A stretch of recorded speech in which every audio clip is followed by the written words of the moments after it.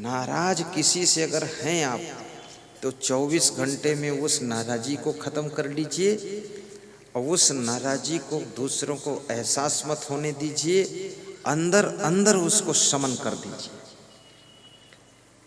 श्री कृष्ण भगवान ने भी ये बात कही है,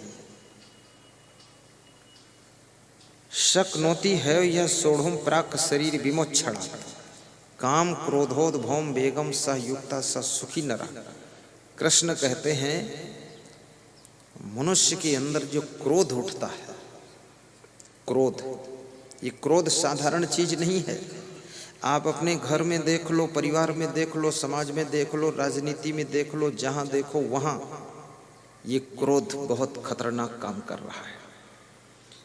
क्रोध में एक नेता पार्टी छोड़कर दूसरी पार्टी में जाता है, इस पार्टी से भी उसकी क्रेडिट खराब हो गई, और जिस दूसरी पार्टी में गया तो वो भी समझ गए जिस पार्टी में 20 साल रहा था उसको तो लात मार कर आ गया, यहाँ निंदा कर रहा उसकी, अब मेरी पार्टी में सिलेक्ट हुआ है तो ये नालायक एक दिन यहाँ से तुनक जाएगा तो फिर भाग जाएगा, तो वो तुमको रास्ता ही नहीं देंगे आगे बढ़ने का। तुम कहाँ नाराज हो रहे हो? इसलिए जिस पार्टी में हो लगे रहो, कभी चांस मिल जाएगा। उलझो मत इधर उधर। और पार्टी के हाई कमान के ऊपर क्रोध मत करो, उनको राम राम करते रहो, जय श्री राम, जय सिया राम बोलते रहो, नमस्कार। क्रोध के साथ में भी विवेक की बहुत बड़ी आवश्यकता है। गुस्सा आने पर भी जो व्यक्ति अपशब्द नहीं निकालता है, गुस्सा आने पर भी जो व्यक्ति अपने मुखमंडल के ऊपर गुस्सा की झलक नहीं आने देता है, और गुस्सा आने पर भी गुस्सा में कोई रिएक्शन नहीं करता है, और गुस्सा आने पर भी अपने कर्तव्य को नहीं छोड़ता है, और गुस्सा आने पर भी अपने धर्म से विचलित नहीं होता है, और गुस्सा आने पर भी अपनी जिम्मेदारियों को पूरी तरह से वफादारी से निभाता है, और धीरे धीरे अपनी गुस्सा को खत्म कर लेता है और सहनशीलता को बढ़ा लेता है, वही व्यक्ति धरती का सबसे बड़ा देवी देवता होता है। कितने लोग छोटी छोटी बात में माँ बाप से उलझ गए, भाग गए कहीं दूसरी जगह। इंदौर में मैं एक सज्जन के यहाँ पधरौनी गया तो उन्होंने कहा मेरा बेटा बहू कहीं भाग गया है, तो हमने कहा दोनों भाग गए? बोले दोनों निकल गए। तो उस बेटे के बाप ने कहा कि मेरी वाइफ का स्वभाव थोड़ा तेज है। तो मैं तो कुछ बोला नहीं, तो उनकी वाइफ ने कहा कि तेज क्या है, ये सब बहुत गलत काम करते तो तेज हो नहीं पड़ता। तो हमने कहा भाग गए तो दुखी क्यों? बोले दुखी इसलिए हैं कि उनसे मोह छूटा नहीं।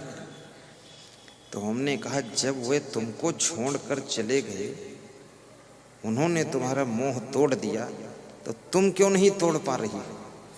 तुम उनसे पहले तोड़ दो, चटपट खट झट। तो बोले अंदर से मोह आता है, हम रोती हैं। तो हमने कहा जब अंदर से मोह टूटता नहीं है तो इतना तेज होना भी नहीं चाहिए, फिर थोड़ा सहन शक्ति रखो। परिणामदर्शी बुद्धि से काम कीजिए, किस बात का क्या परिणाम आ सकता है, आपके किस कार्य का क्या परिणाम हो सकता है। पिता के साथ में दुर्व्यवहार करोगे, 2-4 साल में दुष्परिणाम आने वाला है। माँ के साथ में गलतियां करोगे, आपके लिए बहुत बुरा परिणाम आने वाला है। पत्नी को बहुत ज़्यादा सताओगे, 2-4 साल में रिजल्ट आने वाला है जिसको झेल नहीं पाओगे। पत्नी की बात बिल्कुल नहीं सुनोगे तो कोर्ट में तुम्हें जज की बात सुनना पड़ेगा, फिर रिजल्ट आने वाला है, सावधान। छत्तीसगढ़ प्रदेश में एक सज्जन के यहाँ पधरौनी गया, बहुत बड़े आदमी थे वो, 4-4 हजार मकान बनाकर बेचते हैं। अब बड़े हो चाहे छोटे हो, हमको तो जो बुलाता हम चले जाते हैं। अब 4,000 मकान बेचो चाहे एक भी न बेचो, लेकिन हम आ जाएंगे। तो मैं गया तो उनकी वाइफ ने कहा जरा इनको समझा दीजिए। तो मैंने उसको गंभीरता से नहीं लिया, इतना प्रपंच करने का टाइम भी नहीं, तो हम चले आए। 2 साल बाद फिर मिली तो बोले इनको समझा दीजिए। तो हमने सोचा मैटर है क्या। मैटर ऐसा था जो हमसे कह भी नहीं सकते थे। फिर भी मैं कुछ उसमें ज़्यादा नहीं कर सका, साधारण समझाया। 5 साल के बाद रिजल्ट आ गया। उनकी पत्नी ने उन पर कोर्ट केस लगा दिया, घर छोड़कर मायके चली गई। झगड़ा शुरू हो गया। उसका पति भी बड़ा खिलाड़ी था, मुझको फ़ोन किया 6 महीने झगड़े के बाद।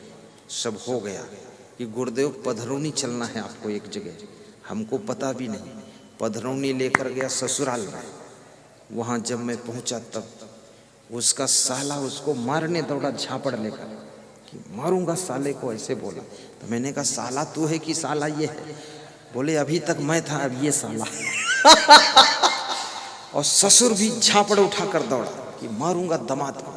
4-4 हजार मकान बनाकर बेचने वाले पर ससुर और साले झापड़ उठा रहे। उसकी पत्नी वहाँ बैठी देख रही। तो मैं उठकर खड़ा हुआ। हमने कहा यार हमारे सामने ही अगर मार दिया तो वो ये तो बहुत गलत जगह ले आए बिना बताए। तो मैंने संतों से कहा तुम बाहर हो जाओ, जो कुछ मार कूट हो हमारे सामने हो, लेकिन तुम बाहर हो जाओ। मंडली को बाहर किया, ठंडा किया बड़ी मुश्किल से। 1 घंटे समझाया, ज्ञान दिया, मामला साइलेंट हुआ।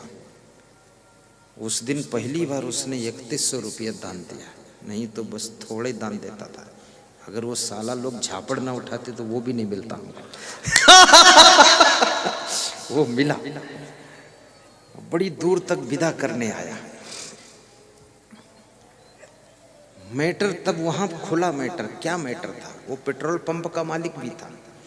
अपनी पेट्रोल पंप से 3 लीटर पेट्रोल चुरा कर एक मुस्लिम लड़की के घर देने जाता था। उस मुस्लिम लड़की को अपने यहाँ सर्विस में रखा था और उसके साथ में गलत संबंध कर लिया। और पत्नी इस बात का विरोध करती थी, मानता नहीं था। तो मायके जाकर कोर्ट केस कर दिया, दिमाग ठिकाने आ गया। फिर बहुत मुश्किल से मैंने कहा उस लड़की को नौकरी से छुट्टी दो, जो तुम्हारा मैनेजर है उसको नौकरी से निकालो, और जितने इस सर्कुलेशन में जुड़े हैं उनको सबको गेट आउट करो, अन्यथा आपकी दुर्दशा होगी सलाखों के पीछे, ये समझ लेना। तो खैर उसके समझ में आ गया तो सब ठीक हो गया। जिस महिला के साथ तुम विवाह करते हो उसको धोखा दे करके दूसरी महिला से कृपया संबंध मत कीजिए। सभी महिलाओं को हाथ जोड़कर नमस्कार कीजिए। माँ बहन बेटी का दर्शन दूसरी महिलाओं में कीजिए। मन को पवित्र रखिए। उलझन वाला काम क्यों मचा रहे?